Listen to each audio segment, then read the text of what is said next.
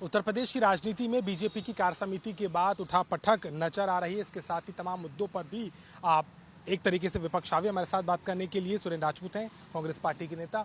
सुरेंद्र जी, क्या कहेंगे जिस तरीके से हमने देखा बीजेपी की कार्य समिति जो हुई उसमें एक तरफ योगी जी ने कहा कि हम ओवर कॉन्फिडेंट हो गए, दूसरी तरफ केशव प्रसाद मौर्य ने एक संगठन को ऊपर बताया है। ये बीजेपी में क्या चल रहा है? सारी बातें ये सब लोग अपनी अपनी कह रहे हैं। किसी आदमी की हिम्मत नहीं पड़ रही कि जब चुनाव मोदी की गारंटी पर हुआ था तो योगी और केशव मौर्य क्या करेंगे, उस पर कोई बात नहीं है। कहते हैं रास्ते को भी दोष दें, आंखें भी कर लाल, और चप्पल में जो कील है पहले उसे निकाल। सारा का सारा चुनाव, सारे के सारे पोस्टर, चुनाव अभियान नरेंद्र मोदी जी के ऊपर हुआ था। उत्तर प्रदेश की हार अगर किसी की है तो नरेंद्र मोदी की है। और दूसरी बहुत महत्वपूर्ण बात, क्या इस कार्य समिति में किसी कार्यकर्ता को बोलने का मौका दिया, किसी जिला अध्यक्ष को बोलने का मौका दिया, किसी महामंत्री को बोलने का मौका दिया? नहीं दिया। आप कार्यकर्ताओं को आपने इकट्ठा किया, कार्य समिति के लोगों को, और दिल्ली के लोग आकर के यहाँ भाषण सुना करके चले गए।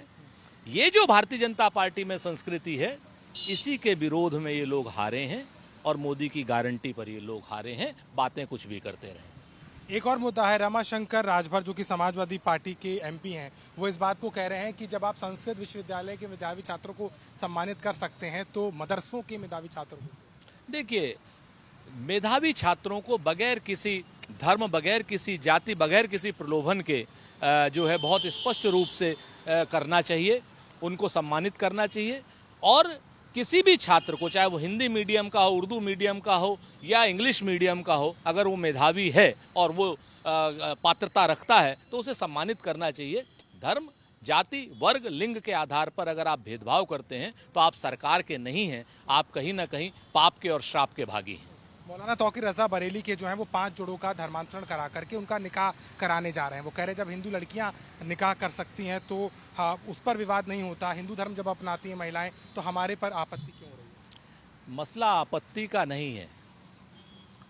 धर्मांतरण अगर जबरन होगा तो भारत का कानून उसके खिलाफ बहुत कड़ी धाराओं में कार्रवाई करता है।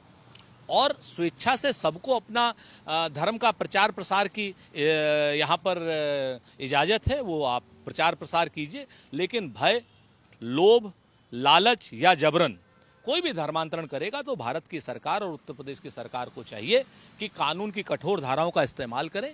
और जबरन धर्मांतरण के खिलाफ तो गांधी जी ने भी 300 से ज़्यादा चिट्ठियाँ आर्क बिशप को लिखी थी। जबरन धर्मांतरण की हिंदुस्तान में कहीं कोई जगह नहीं है। हाँ, स्वेच्छा से धर्म प्रचार करने की सबको इजाजत है। बिल्कुल साफ तौर पर इन तमाम मुद्दों पर राजनीति गर्म होती नजर आती है और यूपी में इस वक्त हलचलें भी तेज हो रही हैं।